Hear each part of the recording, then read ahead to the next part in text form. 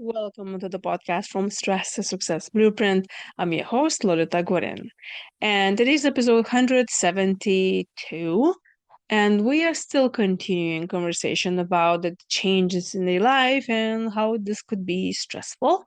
But we are kind of closing in on it. So I'll have a few more episodes left about that, and then we'll start a new topic. Well, still will be about stress management, of course. For those who are first time listeners, thank you so much for coming in. I hope you like it. I hope you leave me a comment and subscribe to my channel. So today I want to talk specifically about fear, fear of change, and pretty much the fear of doing anything that we already talked about. Um, it's a natural thing.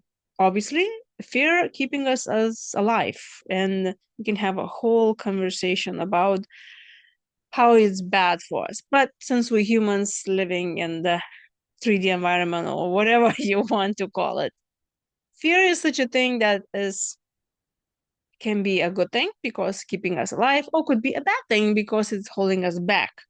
And I'm specifically talking about the fear of change. Naturally, our brain loves to be comfortable.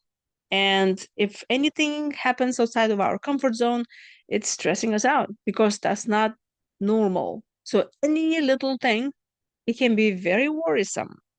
And you can get worried and anxious even about things that haven't even changed yet. Or you may even start contemplating about things that they might change. So, there are plenty or multiple levels of fear. And so, where is this really coming from? It's coming from previous experiences. Also, again, it's coming from, those patterns that you already learned how to deal with stress, how to deal with change. So let's say you are an adult who grew up in a, environment that there was constantly change.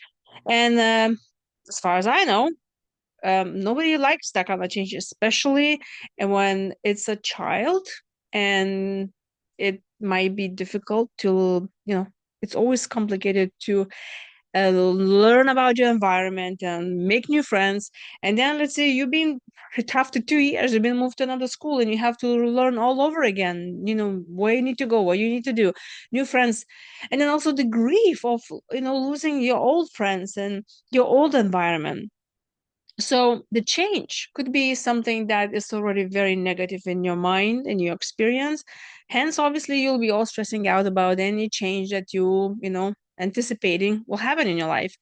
So if you want to live a different life, you need to change, but you're afraid to change. Hence, you will be in the same life. And it's like, oh my gosh, it's like a circle you cannot get out of. Um, where do we start?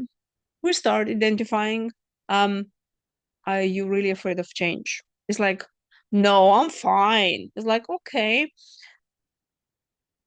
What steps did you take for things simple like did you came up with new habits?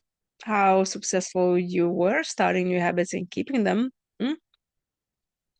Or anything, pretty much any episode that I already talked like for almost 10 days in a row about how well you were taking that in. Did that inflict any anxiety? Because that is change that we're talking about. So, okay, so let's say you identify all this, like, okay, fine, I'm afraid of, all right, what do you want me to do now? Well, nothing is lost. When you identify something, this is when you actually can take charge of it and you can change that. So, you can start with something very small, like a habit, but you'll do something differently. And then you pay attention how you react to that. And the more you do it, and you see that will be hand in hand with doing new habits, you will notice that, oh, you don't have, so much of anxiety about that because you realize you are fine. Things change, but you were okay with that. So this self-confidence and trust in your own abilities, hence lowering your stress, because you know you can be in control when you need to, it will grow over time. Also, I would recommend you to make a list of things that you were thinking that you are just going to be totally crushed and just die if these things will change. But then you survived. For example, the same thing of us moving jobs, moving relationship, changing relationships, dealing with new people, moving to new neighborhood. List all of the things in your life that you went through some sort of change, even the age change. You survived the puberty, yay! So, and then try to remember, like, okay, was this painful? Yes, of course it was, but you survived. You were watching this video, so obviously you did well. So next time when you're about to start a new project, when you're about to getting into the habit or something else, remind yourself, read that list and tell yourself, listen, I already did this before and I can do this again.